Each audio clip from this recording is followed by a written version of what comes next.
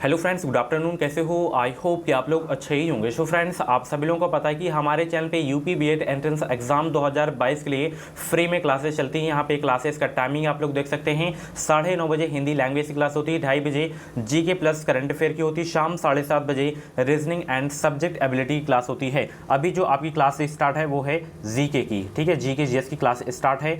अभी तक जीके में 3 डेली नए टॉपिक करवाए जाते थे और 50 क्वेश्चंस डेली मतलब सॉल्व कराए जाते थे। तो आज की इस क्लास में 3 नए टॉपिक्स होंगे एंड 25 क्वेश्चंस होंगे, 25 ऑब्जेक्टिव क्वेश्चन सॉल्व करेंगे। तो बहुत ही इंपॉर्टेंट क्लासेस होने वाली है, नोट करिएगा, बिल्कुल रट डालिए। इनसे क्वेश्चंस आपको 100% देखने को मिलेंगे। अभी तक जो क्लासेस हुई हैं उन क्लासेस से आपको आज की प्रैक्टिस सेट में ज़रूर क्वेश्चन देखने को मिलेंगे। मैं आपको बता दूं, आप लोग मेरी टॉपिक वाइज वाली क्लास देख लें, उसके बाद कोई भी बुक से आप लोग प्रैक्टिस सेट उठा लीजिए। अगर क्वेश्चंस ना मिले तो आप लोग कमेंट बॉक्स में बताइएगा, कमेंट बॉक्स में आप लोग बताइएगा। अगर मेरी क्लास से प्रैक्टिस सेट में आपको क्वेश्चंस ना मिले तो आज की ही प्रैक्टिस सेट में आप 25 क्वेश्चंस अभी मैं सॉल्व कराऊंगा, 25 क्वेश्चंस। और अभी ज़्यादा क्लासेस नहीं हुई हैं, जो अभी मैं 3 टॉपिक्स में डेली करवा रहा हूं, इनकी क्लासेस अभी ज़्यादा नहीं हुई हैं। इन्हीं में आप लोग देखिएगा कितने क्वेश्चंस आपको देखने को मिल रहेंगे। चलिए क्लास को फटाफट स्टार्ट करते हैं। सभी लोग वीडियो को लाइक कर देंगे, शेयर कर देंगे। और यहाँ पे देख सकते हैं, अगर आपको क्रैश कोर्स हमारा चाहिए, सरकारी सीट चाहिए, तो आप लोग ये हमारा क्रैश कोर्स ज्वाइन कर सकते हैं। इस क्रैश कोर्स में आपको सभी सब्जेक्ट के इंपॉर्टेंट क्वेश्चन आपको देखने को मिलेंगे। 5000 से ज़्यादा इसमें आपको टॉपिक वाइज सब्जेक्टिव क्वेश्चन देखने को मिलेंगे। सभी वर्गों के लिए क्रैश कोर्स है। 10 ईयर के प्रीवियस पेपर्स भी आपको देखने को मिलेंगे। 490 पेज की पीडीएफ है। वीडियो के डिस्क्रिप्शन बॉक्स में लिंक दे दिया, आप लोग परचेज कर सकते हैं। पिछली बार भी कई स्टूडेंट हमारे क्रैश कोर्स को पढ़कर गवर्नमेंट कॉलेज में अपना एडमिशन प्राप्त किए थे। तो आप लोग भी लेना चाहते हैं गवर्नमेंट कॉलेज में एडमिशन, तो मात्र 149 रुपये का मुँह मत देखिए, परचेज करें और बेहतरीन तैयारी स्टार्ट कर दें। चलिए क्लास को कंटिन्यू करते हैं। सबसे पहला टॉपिक्स आपका है प्रमुख कृषि क्रांतियाँ, ठीक है। कौन सी क्रांति किससे संबंध है, ये क्वेश्चन पूछा जाता है। जैसे यहाँ पे एक तरफ आप लोग क्रांति लिख लीजिए और किससे संबंध ही आपको लिखना है। जैसे यहाँ पे हरित क्रांति, ये तो बहुत इंपॉर्टेंट है। हरित क्रांति का जो संबंध है खाद्यान्न उत्पादन से है, ठीक है। अगर एग्जाम में पूछ लिया कि हरित क्रांति का प्रभाव जो है सर्वाधिक किस पर पड़ा था, तो गेहूं पर पड़ा था। ये भी बहुत इंपॉर्टेंट क्वेश्चन है। अभी 2 से 3 दिन पहले ये क्वेश्चन करवाया था, ओके। और मैंने आपको बताया भी था, 3-4 क्वेश्चन बताया भी था कि कौन सी क्रांति किससे संबंधित है। जैसे गोल्ड क्रांति के बारे में बताया था, नीली क्रांति के बारे में बताया था। तो यहाँ पे आप लोग लिख लीजिए इकट्ठा। नीली क्रांति का संबंध है मत्स्य उत्पादन से। नीली क्रांति का संबंध किससे है? मत्स्य उत्पादन से, ठीक है। पीली क्रांति का संबंध तिलहन उत्पादन से, ये क्वेश्चंस में करवाया था। रजत क्रांति का संबंध है अंडा उत्पादन से। गोल्ड क्रांति का संबंध है आलू उत्पादन से, ठीक है। उसके बाद श्वेत क्रांति का संबंध है, अगर श्वेत क्रांति के जनक पूछे तो डॉक्टर वर्गीज कुरियन। हरित क्रांति के पूछे तो MS स्वामीनाथन, ये भी बहुत। वर्ल्ड में पूछे तो नॉर्मन बोरलॉग, ठीक है। यहाँ पे श्वेत क्रांति के जनक है दुग्ध उत्पादन, जनक नहीं सॉरी, मतलब किससे संबंध है श्वेत क्रांति? दुग्ध उत्पादन से। भूरी क्रांति पूछे तो उर्वरक उत्पादन से, ये बहुत पूछा जाता है। लाल क्रांति मांस उत्पादन से या टमाटर से संबंधित है, टमाटर भी आप लोग लिख लीजिएगा इसमें।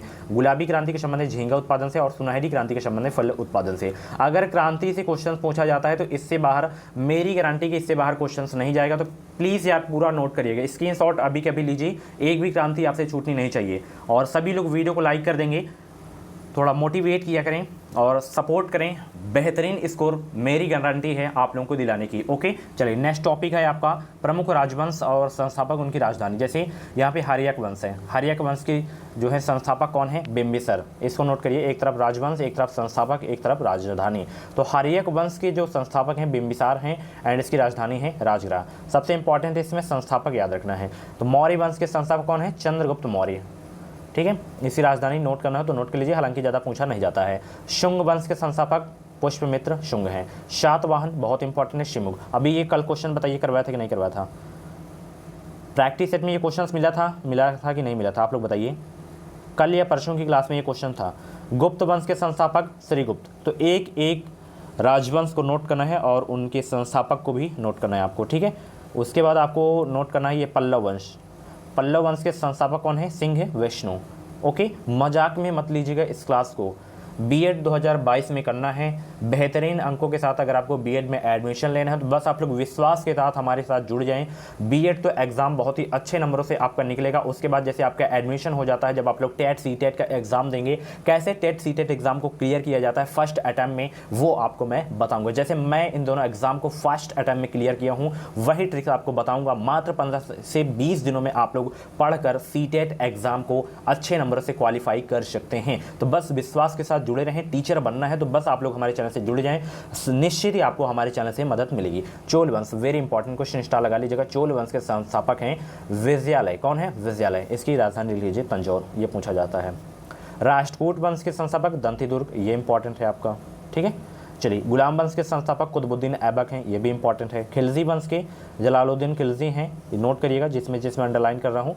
तुगलक वंश भी बहुत पूछा जाता है, तो तुगलक वंश के संस्थापक हैं गियासुद्दीन तुगलक। एंड लोधी वंश बहुत पूछा जाता है, तो लोधी वंश के संस्थापक हैं बहलोल लोधी। ओके, चोल वंश भी बहुत पूछा जाता है, विजयालय जो है इसके संस्थापक हैं चोल वंश के। होयसल वंश विष्णु जो है वर्धन इसके संस्थापक हैं। पाल वंश, जाते जाते हैं पाल वंश, पाल वंश के संस्थापक गोपाल। ये जब मैं एक एग्ज़ाम दिया था, ये क्वेश्चन पूछा गया था, तो हल्के में मत लीजिएगा पाल वंश।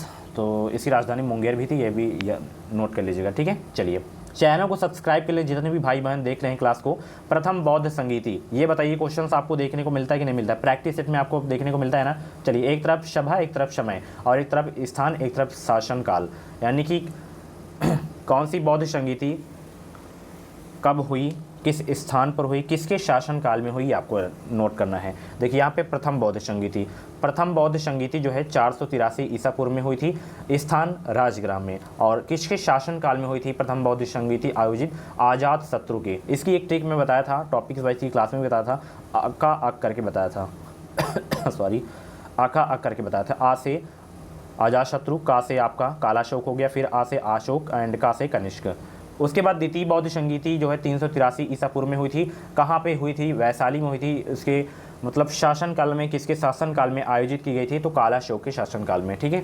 तित्री, ये चारों याद करना है, चारों बौद्ध संगीति के बारे में आपको पता होना चाहिए। ज़्यादातर प्रथम द्वितीय पहुँच पूछा जाता है, तो चारों को लिखिएगा और नोट करिएगा, अच्छे से रिवीजन करिएगा, ठीक है। जितना मटेरियल मैं आपको लोगों को जो दिया करता हूँ उसको आप लोग प्रॉपर नोट्स बनाया करें उनकी, और प्रॉपर आप लोग रिवीजन किया करें, तभी आपको मदद मिलेगी, ठीक है। केवल वीडियोस देखने से आपका काम नहीं होगा। ओके, बेस्ट स्कोर करना है इस एग्जाम में धुआं करना है, गर्दा काटना है, तो बस नोट्स बनाइए, प्रॉपर रिवीजन आप लोग करते रहें, ठीक है। और बहुत ही बेस्ट क्वालिटीज़ की वीडियोस आपको हमारे चैनल से देखने को मिलेंगी। आप बस जुड़े रहें, एक चैनल से आप लोग जुड़े रहें, इधर उधर आपको भटकने की आवश्यकता नहीं है, बस क्वालिटी के साथ आपको जो है मैटर दिया जाएगा, ठीक है। चलिए, तृतीय बौद्ध संगीति 255 ईसा पूर्व में, पटिलपुत्र स्थान और शासनकाल अशोक के शासनकाल में। चतुर्थ यहाँ पे कुंडलवन स्थान है, एंड शासनकाल कनिष्क के शासनकाल में, ठीक है। यहाँ पे ईस्वी की प्रथम शताब्दी में हुआ था, ठीक है, 255 की। चलिए, अब हम ऑब्जेक्टिव क्वेश्चन को सॉल्व करते हैं। भारतीय रिजर्व बैंक वाणिज्यिक बैंकों को जिस दर पर अल्पकालिक ऋण देता है उसे क्या कहते हैं? बहुत ही अच्छा प्रश्न है, सभी लोग जवाब देने का प्रयास करेंगे। आरबीआई बैंक जो वाणिज्यिक बैंकों को जिस दर पर अल्पकालिक ऋण देता है उसे क्या कहते हैं? रेपो रेट, या रिवर्स रेपो रेट, या बैंक दर, या नगद आरक्षित दर? फर्स्ट का जवाब देने का प्रयास करेंगे। वेरी इंपॉर्टेंट क्वेश्चन है आपके एग्जाम के लिए। आंसर सोचने का अगर आप लोगों को ज़्यादा समय चाहिए तो आप लोग वीडियो को रोक भी सकते हैं। तो देखिए, उसे कहते हैं रेपो रेट कहते हैं, तो ऑप्शन इसका ए वाला बिल्कुल करेक्ट हो जाएगा। आरबीआई के बारे में अगर आपको नहीं पता है तो आरबीआई के बारे में कुछ इंपॉर्टेंट पॉइंट हैं, उनको आप लोग नोट कर लीजिए। आरबीआई के फुल फॉर्म होता है रिजर्व बैंक ऑफ इंडिया। इसकी स्थापना हुई थी 1935 में। इसका राष्ट्रीयकरण कब हुआ था? 1949 में हुआ था। और इसके फर्स्ट गवर्नर कौन थे? सर ऑशबॉर्न स्मिथ थे। अगर पूछे कि प्रथम भारतीय गवर्नर कौन थे आरबीआई के, तो सीडी देशमुख आपको याद रखना है। महिला में पूछे तो केजे उदेसी आपको याद रखना है, ठीक है। और इसके प्रेजेंट टाइम पे गवर्नर कौन है? शक्तिकांत दास हैं। हेडक्वार्टर कहाँ पे है आरबीआई का? मुंबई में है। ओके, चलिए नेक्स्ट क्वेश्चन। और बैंकों का बैंक, भारत का केंद्रीय बैंक भी आरबीआई बैंक को कहा जाता है, ठीक है, बैंकों का बैंक। बड़े वाणिज्यिक बैंकों का राष्ट्रीयकरण कब हुआ था? जवाब देने का प्रयास करेंगे, स्टार लगा के नोट कर लेंगे इस क्वेश्चन को। बड़े वाणिज्यिक बैंकों का राष्ट्रीयकरण कब हुआ था? 1947, 1956, 1969 या 1980? वीडियो को लाइक कर देंगे, शेयर कर देंगे, दूसरों का भला करेंगे तो आपका भी भला होगा। और वैसे भी आपकी मैं हेल्प कर रहा हूँ, आप लोग भी मेरी हेल्प करें, बस कुछ नहीं मांगता, वीडियो को लाइक कर दिया करें और शेयर कर दिया करें। और चैनल पे जितने भी लोग सब्सक्राइब नहीं किए हैं उतने लोग सब्सक्राइब कर लें। चलिए, बड़े वाणिज्यिक बैंकों का जो राष्ट्रीयकरण हुआ था वो हुआ था 1969 में। ऑप्शन इसका जो है सी वाला बिल्कुल करेक्ट हो जाएगा। 14 बड़े व्यावसायिक बैंकों का जो है राष्ट्रीयकरण किया गया था 1969 में, याद रखना है, ठीक है। चलिए नेक्स्ट क्वेश्चन यहाँ पे देख सकते हैं, लोकसभा सचिवालय सीधे किसके नियंत्रण में आता है? बहुत ही अच्छा प्रश्न है। लोकसभा सचिवालय सीधे किसके नियंत्रण में आता है? अभी आपको मैं दिखाऊंगा क्वेश्चंस जो डेली 3 टॉपिक्स करवाता हूं, उनसे आपको क्वेश्चन अभी आपको देखने को मिलेंगे। तो लोकसभा सचिवालय सीधे जो है किसके नियंत्रण में आता है? माय डियर फ्रेंड्स, ये जो है किसके नियंत्रण में आता है? लोकसभा अध्यक्ष के नियंत्रण में आता है। ऑप्शन इसका सी वाला बिल्कुल करेक्ट हो जाएगा। चलिए, निम्नलिखित में से किस एक्ट ने मुसलमानों के लिए अलग मतदाताओं यानी कि सामुदायिक प्रतिरूप की पेशकश की है? 4 का जवाब देने का प्रयास करेंगे। निम्नलिखित में से किस एक्ट ने मुसलमानों के लिए अलग मतदाताओं की पेशकश की है? कौन सा एक्ट है वो? 4 का जवाब देने का प्रयास करेंगे।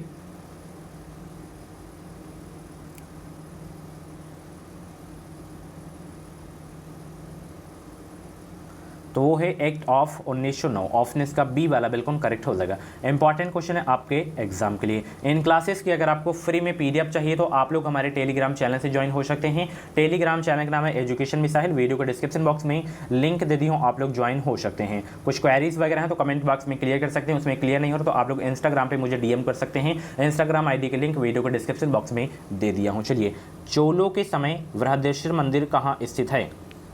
चोलों के समय का जो बृहदेश्वर मंदिर है वो कहाँ स्थित है, ये आपको बताना है। 5 का जवाब देने का प्रयास करेंगे।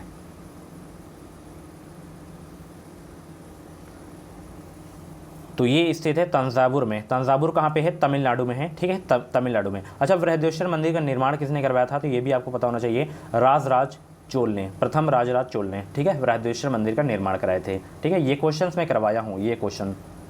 ठीक है, पहला क्वेश्चन आपका मिल गया है टॉपिक वैसी क्लास से। वातावरण में क्लोरोफ्लोरोकार्बन उत्सर्जन पर प्रतिबंध लगाने संबंधी प्रथम प्रोटोकॉल कहाँ बना था? वातावरण में क्लोरोफ्लोरोकार्बन उत्सर्जन प्रतिबंध लगाने संबंधी प्रथम प्रोटोकॉल कहाँ बना था? ये बना था आपका मॉन्ट्रियल। ठीक है, मॉन्ट्रियल में। ऑप्शन इसका जो है ए वाला बिल्कुल करेक्ट हो जाएगा। चलिए, नेक्स्ट क्वेश्चन देखते हैं। रक्त समूह की खोज किसने की थी? बहुत ही अच्छा प्रश्न है, यानी कि ब्लड ग्रुप की खोज किसने की थी? जवाब देने का प्रयास करेंगे। इसका pH होता है ब्लड का। सर्वदाता पूछे तो O होता है, सर्वग्राही पूछे तो AB होता है ब्लड ग्रुप। तो ब्लड ग्रुप की जो खोज की गई थी वो किसके द्वारा की गई थी? लैंड स्टीनर के द्वारा की गई थी। ऑप्शन इसका जो है सी वाला बिल्कुल करेक्ट हो जाएगा। ठीक है, चलिए नेक्स्ट क्वेश्चन। मैग्नेटिक मेरिडियन क्या है? मैग्नेटिक मेरिडियन क्या है? जवाब देने का प्रयास करेंगे सभी लोग। मैग्नेटिक मेरिडियन क्या है? 8 का जवाब देने का प्रयास करेंगे। तो मैग्नेटिक मेरिडियन क्या है? वो एक पृथ्वी के मैग्नेटिक उत्तर और दक्षिण से गुजरने वाला क्षेत्र है, मैग्नेटिक मेरिडियन। तो ऑप्शन इसका डी वाला बिल्कुल करेक्ट हो जाएगा। चलिए, जो प्रोग्राम एक सिस्टम के फंक्शन को दूसरे सिस्टम पर नकल करेगा उन्हें क्या कहते हैं? बहुत ही अच्छा प्रश्न है। जो प्रोग्राम एक सिस्टम के फंक्शन को दूसरे सिस्टम पर नकल करेगा उन्हें क्या कहते हैं? तो उन्हें कहते हैं एम्यूलेटर। क्या कहते हैं? एम्यूलेटर कहते हैं। तो ऑप्शन इसका जो है ए वाला बिल्कुल करेक्ट हो जाएगा। चलिए, वीडियो को लाइक कर देंगे जितने भी लोग क्लास को देख रहे हैं। चलिए नेक्स्ट क्वेश्चन। लौह अयस्क से लोहा विनिर्मित करने की प्रक्रिया को क्या कहते हैं? लौह अयस्क से लोहा विनिर्मित करने की प्रक्रिया को क्या कहते हैं? लौह अयस्क से लोहा विनिर्मित करने की प्रक्रिया को क्या कहते हैं? उसे कहते हैं अपचयन। क्या कहते हैं माय डियर फ्रेंड्स? अपचयन कहते हैं। ठीक है, ऑप्शन इसका बी वाला बिल्कुल करेक्ट हो जाएगा। चलिए नेक्स्ट क्वेश्चन। वर्षा वन में किसी पेड़ के छत्र के नीचे जो वनस्पति उगती है उसे क्या कहते हैं? 11 का जवाब देने का प्रयास करेंगे। वर्षा वन में किसी पेड़ के छत्र के नीचे जो वनस्पति उगती है उसे क्या कहते हैं?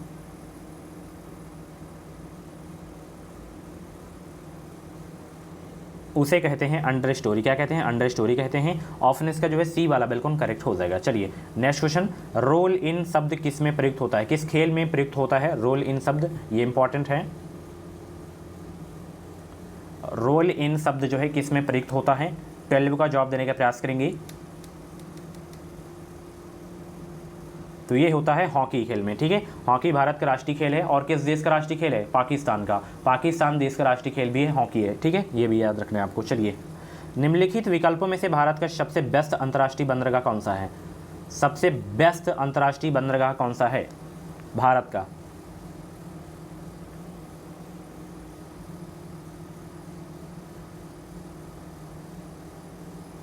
तो वो है मुंबई बंदरगाह और ये सबसे बड़ा बंदरगाह भी है। तो ऑप्शन इसका जो है ए वाला बिल्कुल करेक्ट हो जाएगा। आप लोगों से क्वेश्चन है भारत का सबसे गहरा बंदरगाह कौन सा है? बताइए सब लोग। गहरा चलिए, भारत में संविधान की उद्देशिका में धर्मनिरपेक्ष शब्द जो है कौन से संविधान संशोधन द्वारा जोड़ा गया था? स्टार लगा के नोट कर लीजिएगा, एग्जाम में पूछा जा सकता है ये प्रश्न। भारत में संविधान की उद्देशिका में धर्मनिरपेक्ष शब्द कौन से संविधान संशोधन द्वारा जोड़ा गया था? जवाब देने का प्रयास करेंगे सब लोग। तो धर्मनिरपेक्ष शब्द जो है जोड़ा गया था 42वें संविधान संशोधन के द्वारा। ऑप्शन इसका जो है बी वाला बिल्कुल करेक्ट हो जाएगा। अच्छा प्रश्न है, नोट जरूर करिएगा। इंकलाब जिंदाबाद का नारा किसने दिया? बहुत ही सरल प्रश्न है। इंकलाब जिंदाबाद का नारा किसने दिया? 15 का जवाब देने का प्रयास करेंगे। इंकलाब जिंदाबाद का नारा किसने दिया था?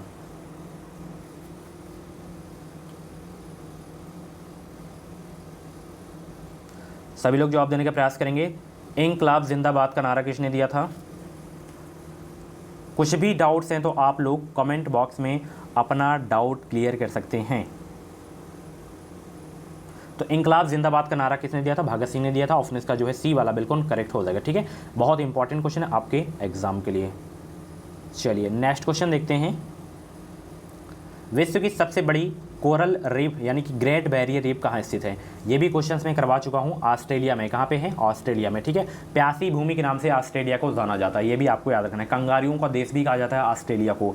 तो ऑप्शन इसका बी वाला बिल्कुल करेक्ट हो जाएगा। स्टार लगा के नोट कर लीजिएगा। ग्रेट बैरियर रीफ कहाँ स्थित है? ठीक है, ये आपका ऑस्ट्रेलिया में है। ओके, चलिए नेक्स्ट क्वेश्चन। मस्तिष्क में दृश्य सूचना के विकोडन और व्याख्या का संबंध किससे है? मस्तिष्क में दृश्य सूचना के विकोडन और व्याख्या का संबंध किससे है? तो इसका जो संबंध है कनपटी की पाली से। किससे है? कनपटी की पाली से संबंध है। ऑप्शन इसका सी वाला बिल्कुल करेक्ट हो जाएगा। फ्लोमिंग का वाम हस्त नियम किससे संबंधित है? फ्लोमिंग का वाम हस्त नियम किससे संबंधित है? साइंस का सबसे जबरदस्त क्वेश्चन है ये। 18 का जवाब देने का प्रयास करेंगे। फ्लोमिंग का वाम हस्त नियम किससे संबंधित है? तो यह धारा पर चुंबकीय क्षेत्र से जो है संबंधित है। ऑप्शन इसका डी वाला बिल्कुल करेक्ट हो जाएगा। चलिए नेक्स्ट क्वेश्चन। एक घोल किसका कोलाइडी विलयन होता है? एक घोल किसका कोलाइडी विलयन होता है? एक घोल किसका कोलाइडी विलयन होता है? द्रव में द्रव का कोलाइडी विलयन होता है एक घोल। ऑप्शन इसका जो है ए वाला बिल्कुल करेक्ट हो जाएगा। चलिए वीडियो को लाइक करें सभी लोग, वीडियो को लाइक करें, वेट कर रहा हूं मैं। चलिए, निम्नलिखित में से क्या मल जल उपसार का उत्पाद है जिसे बायोगैस बनाने के लिए उसे अपग्रेड किया जाता है? वो क्या है? 20 का जवाब देने का प्रयास करेंगे। तो वो है गाढ़ा कीचड़। ओके, ऑप्शन इसका जो है बी वाला बिल्कुल करेक्ट हो जाएगा। इसका उपयोग जो है बायोगैस बनाने के लिए अपग्रेड किया जाता है। ठीक है, चलिए ब्रिक्स न्यू डेवलपमेंट बैंक यानी कि एनडीबी का मुख्यालय कहाँ पे है? ये क्वेश्चंस बताइए। अभी अंतर्राष्ट्रीय संगठन के बारे में जो आपको मैं पढ़ाया था उसमें बताया था, जैसे WHO हो गया, WTO हो गया, ओपेक हो गया। ठीक है, सभी चीज़ें मैं पढ़ाया था। शार्क हो गया, पूरे अंतर्राष्ट्रीय संगठन के बारे में बताया था। एनडीबी का मुख्यालय बताइए 21 का। तो इसका मुख्यालय कहाँ पे है? सभी लोग जवाब देने का प्रयास करेंगे। एनडीबी है, ठीक है, कंफ्यूज नहीं होना है। तो इसका मुख्यालय है संघाई में। ऑप्शन इसका जो है ए वाला बिल्कुल करेक्ट हो जाएगा। ठीक है, एक एडीबी भी है, एशियन डेवलपमेंट बैंक, इसका मनीला में है। ठीक है, चलिए निम्नलिखित में से कौन सा इराकी शहर टिग्रिस नदी के किनारे बसा हुआ है? ये बहुत ही अच्छा प्रश्न है, एग्जाम में कई बार क्वेश्चन पूछा गया है। कौन सा इराकी शहर टिग्रिस नदी के किनारे बसा हुआ है? तो बगदाद शहर जो है, बगदाद, ये इराक की राजधानी है, ये जो है टिग्रिस नदी के किनारे बसा हुआ है। तो ऑप्शन इसका ए वाला बिल्कुल करेक्ट हो जाएगा। चलिए नेक्स्ट क्वेश्चन यहाँ पे देख सकते हैं। मानव विकास सूचकांक कौन तैयार करता है? मानव विकास सूचकांक कौन तैयार करता है? बहुत ही अच्छा प्रश्न है। क्लास के बारे में अपना फीडबैक ज़रूर दिया करें, कैसी क्लास लगती है। मानव विकास सूचकांक कौन तैयार करता है? संयुक्त राष्ट्र विकास कार्यक्रम जो है मानव विकास सूचकांक तैयार करता है। ऑप्शन इसका ए वाला बिल्कुल करेक्ट हो जाएगा। करंट अफेयर की बहुत ही बेहतरीन क्लास होगी, टेंशन मत लीजिए। बताइए ये एक टॉपिक वैसी क्लास क्वेश्चन है कि नहीं है? बताइए। अभी कल क्लास हुई थी, स्पोर्ट के बारे में बताया था ना कल। उबेर कप का संबंध किससे है? बैडमिंटन से है। ठीक है, चलिए सी वाला बिल्कुल करेक्ट हो गया। प्याज में खाद्य पदार्थ किस रूप में संचयित होता है? लास्ट क्वेश्चन इस क्लास का है। प्याज में खाद्य पदार्थ किस रूप में संचयित होता है? 25 को जवाब देने का प्रयास करेंगे। प्याज में खाद्य पदार्थ किस रूप में संचयित होता है? सेल्यूलोज के रूप में जो है संचयित होता है।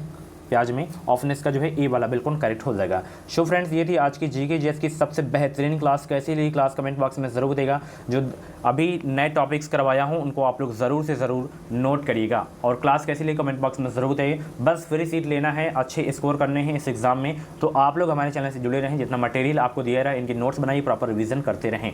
चलिए मिलते हैं अगली क्लास पे। Thank you so much. Video को लाइक करिएगा, शेयर करिएगा, और जितने भी लोग चैनल को सब्सक्राइब नहीं किए सब्सक्राइब करके बेल आइकन को ऑल प्रेस कर लीजिएगा, ताकि बीएड की कोई भी अपडेट है वो अपडेट आपको सबसे पहले हमारे चैनल के माध्यम से मिल सके। Thank you so much.